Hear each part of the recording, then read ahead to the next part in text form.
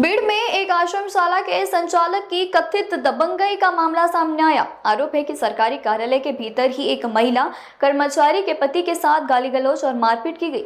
इस घटना का video social media पर viral हुआ, जिसके बाद जिले में हड़कंप मच गया। अंतरवन पिंपरी टाड़ा स्थित आश्रम वाली में रसोई के रूप में कार्यरत सुरेखा चौहान ने संचालक दिनेश लाला पवार पर गंभीर आरोप लगाए। उनका कहना है कि स्कूल के काम के अलावा उनके घर के बर्तन धोने, पोछा लगाने, झाड़ू लगाने और खेत में नजर रखने के साथ साथ कई काम बताए जा रहे थे। इन कामों से इनकार करने पर पिछले 6 महीने से उनका वेतन भी रोका गया। पीड़ित के अनुसार शिकायत करने के लिए जब उनके पति सतीश राठौड़ समाज कल्याण विभाग के कार्यालय पहुंचे तो वही संस्थापक ने उनके साथ गाली गलौज और कथित तौर पर मारपीट की। इस पूरी घटना का वीडियो सामने आया। मामले में शिवाजीनगर पुलिस थाने में केस दर्ज कर जांच शुरू कर दी है।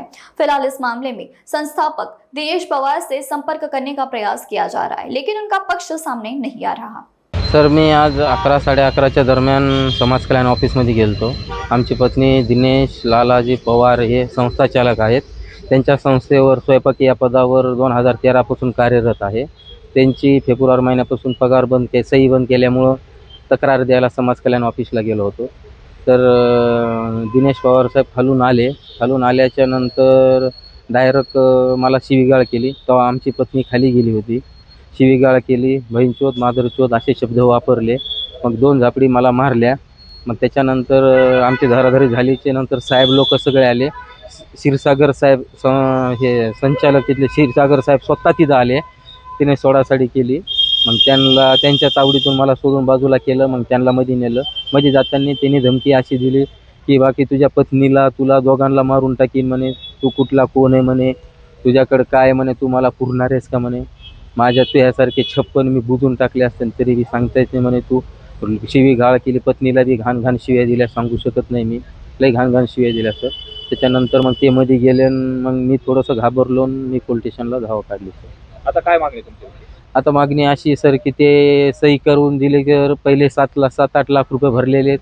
आता 7-8 लाख दी, नाही तर मग शाळेत तुला रानात खुरपायला कामाला जावं लागेल, नाही तर घरी बंगल्यावर कामाला यावं लागेल, भांडे कपडे धुवायला।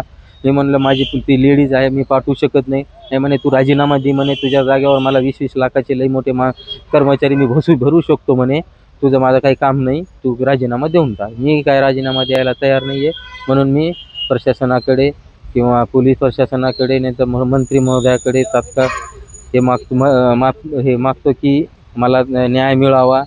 मी आज 6 महिन्यापासून मला 1 रुपया पगार नाही, काही नाही, मी फार परेशान आहे। सही करून दिली जात नाही, काही नाही। औरंगाबाद पहिल्यांदा 8-9 लाख रुपये भरलेले आहेत। 8-9 लाख भरून बी अजून रानात काम करत नाही, म्हणून अजून 6 लाखाची अपेक्षा आहे त्यांची। आणि बाकीचे सगळे कर्मचारी 5-6 कर्मचारी रानात काम करतात, शेतात पाळी घालतात, हे करतात। त्यांच्या घरी सुद्धा कर्मचारी आहेत, त्यांच्या घरी झाडून पुसून भाकरी टाकायला कर्मचारी आहेत, त्यांच्या गाडीवर सुद्धा संस्थेचाच कर्मचारी आहे। मग त्यांना तेच कर्मचारी पाहिजे, तर हे लेडीज कर्मचाऱ्यांना बी एवढा त्रास का पाहिजे? ह्यांना कोणी प्रशासन बघत नाही का? ह्यांच्या जबाब मागत नाही का ह्यांना? मी सतीश बाबूराव राठोड, माझी पत्नी सुरेखा विष्णू चव्हाण।